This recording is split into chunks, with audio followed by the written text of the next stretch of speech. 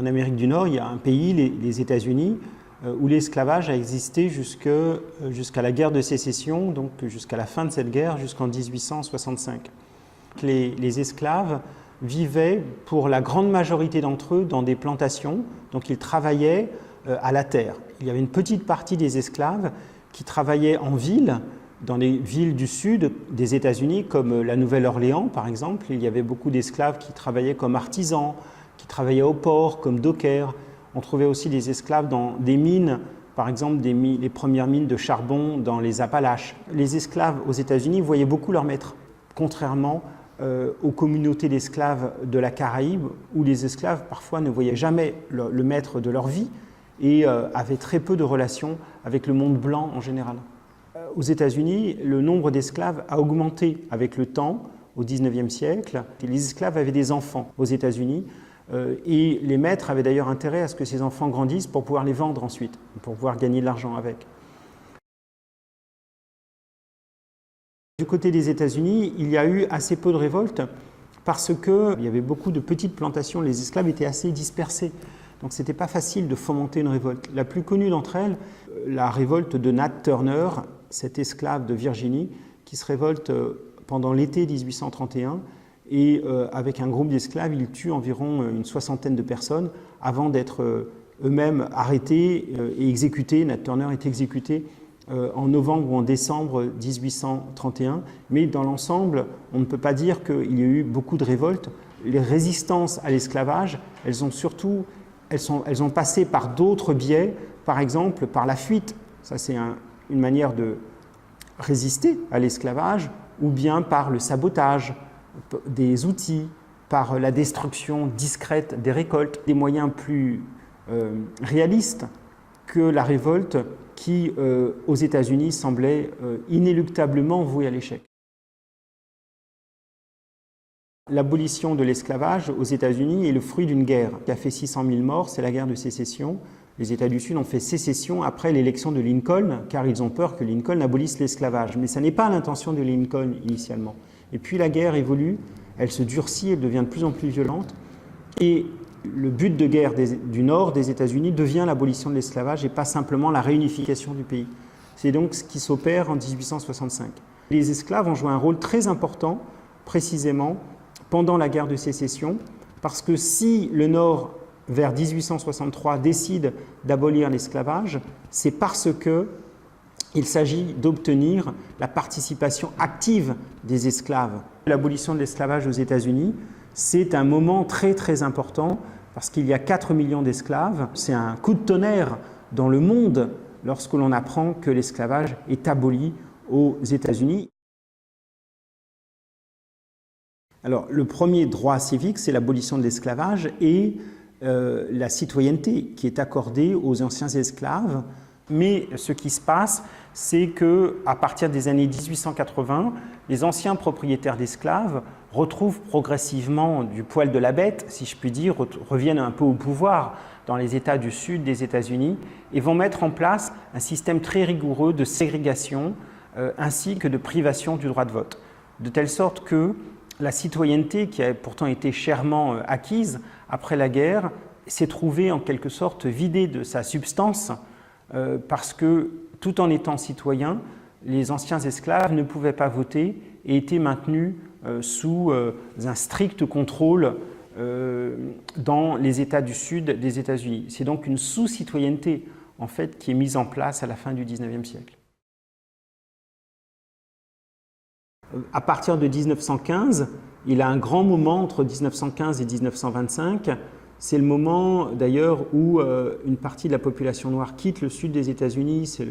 C'est le moment de grands changements avec aussi la croissance urbaine à ce moment-là. Et le Ku Klux Klan se développe au-delà du sud d'ailleurs des États-Unis pour redisparaître à nouveau à la fin des années 20 et réapparaître au moment du mouvement pour les droits civiques dans les années 50 et 60. Le Ku Klux Klan est une organisation blanche des États-Unis fondée en 1865. Ils prônent la suprématie de ce qu'ils appellent la race blanche sur les autres, notamment les Afro-Américains. Classée à l'extrême droite, elle défend les intérêts et préjugés des Américains blancs, traditionnalistes, racistes et xénophobes. Responsable de violences envers la communauté noire, son but était d'empêcher les Noirs d'exercer leurs droits. Les enfants noirs et les enfants blancs ne vont pas dans les mêmes écoles. Dans les transports, ça se met aussi en place à ce moment-là, dans les années 1880. Les Noirs se mettent à l'arrière du bus, par exemple, ou dans des wagons réservés, dans les chemins de fer ou dans les tramways. Et puis ça se développe un peu partout, ça va jusqu'aux toilettes, par exemple, jusqu'au lavabo. Tout ce à quoi vous pouvez penser fait l'objet d'une séparation rigoureuse pour que les gens, surtout, ne se croisent pas, ne se mélangent pas. C'était la grande peur de l'époque. Et la ségrégation donc reste en place dans les États du Sud des États-Unis jusqu'aux années 60. Il faut un siècle après la guerre de sécession, une nouvelle révolution américaine, comme on l'appelle parfois, pour remettre en cause la ségrégation.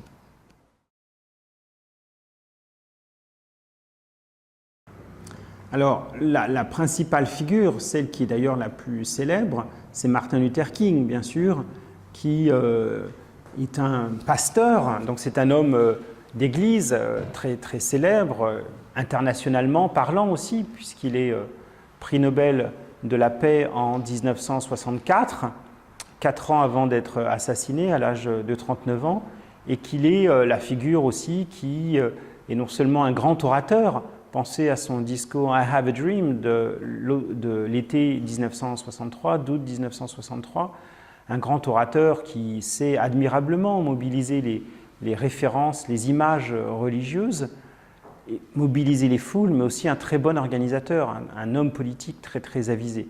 Donc c'est la principale figure. Mais il y a aussi d'autres figures moins connues, localement parlant, dans les villes, comme à Birmingham, par exemple, comme à Mobile, dans l'Alabama, comme à Atlanta, qui ont été des militants très, très actifs, ainsi que les conseillers autour de Martin Luther King. Mais s'il y a une figure qui se détache très, très nettement, c'est bien celle-là. Malcolm X, lui, est assassiné en 1965. Il a une postérité par la suite, c'est celle du Black Power, des Black Panthers, à partir de 1966, tandis que Martin Luther King, lui, qui est assassiné en 68, est sur des positions plus modérées de dialogue et de négociation avec le pouvoir politique. Dans le mouvement pour les droits civiques, il y avait beaucoup de militants blancs qui, d'ailleurs, s'engageaient de façon très, très courageuse. Certains en sont morts, n'oublions pas. Dans les années 60, des militants blancs ont été tués dans le Sud. C'était dangereux de militer pour les droits civiques à cette époque où le Ku Klux Klan pouvait vous assassiner. Et s'en prenait particulièrement aux militants blancs, d'ailleurs, qui étaient en quelque sorte des traîtres, n'est-ce pas, qu'il fallait punir le plus sévèrement possible. Et donc, il y a eu un engagement fort, y compris d'ailleurs un engagement de ceux qu'on appellerait aujourd'hui des people, des grandes vedettes de la musique, par exemple Bob Dylan, John Baez et beaucoup d'autres ont marché aux côtés de Martin Luther King dans les années 60.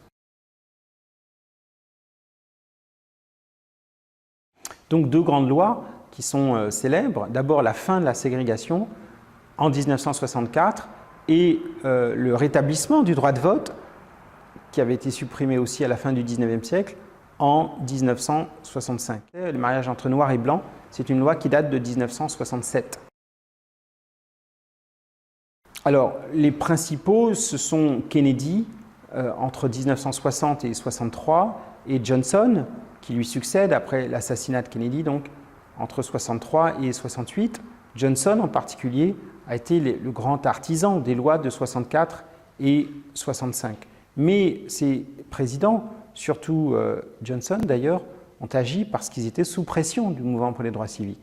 Donc ils ont agi, mais encore une fois, sous pression d'un mouvement puissant, populaire et bien organisé.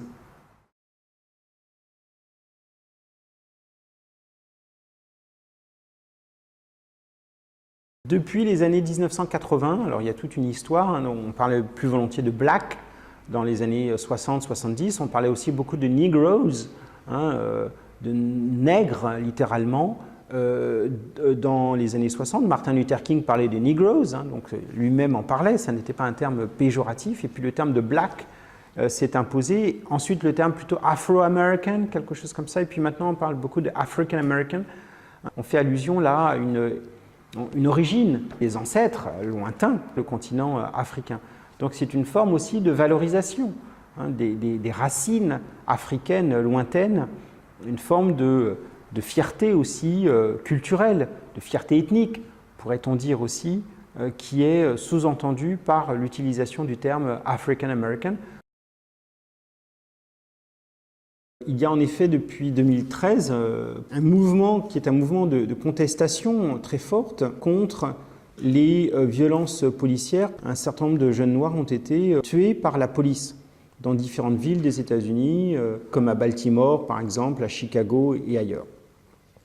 Et donc ça a donné naissance à un mouvement de protestation, le mouvement Black Lives Matter, qui est bien organisé, très présent sur les réseaux sociaux, avec quelque chose qui ressemble à un nouveau mouvement pour les droits civiques.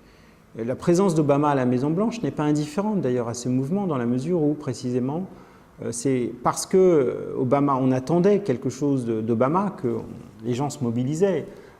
L'arrivée au pouvoir de Trump risque de faire retomber les choses parce que personne n'attend rien de Trump. C'est un président profondément raciste, profondément hostile au monde noir américain. Et donc là, il y a un contraste très fort avec la présidence Obama. Donc c'est un renouveau d'un mouvement de protestation contre les violences qui sont faites et d'une manière générale contre les inégalités qui persistent de manière si forte dans l'accès au travail, dans l'accès aux soins, dans les écoles, etc.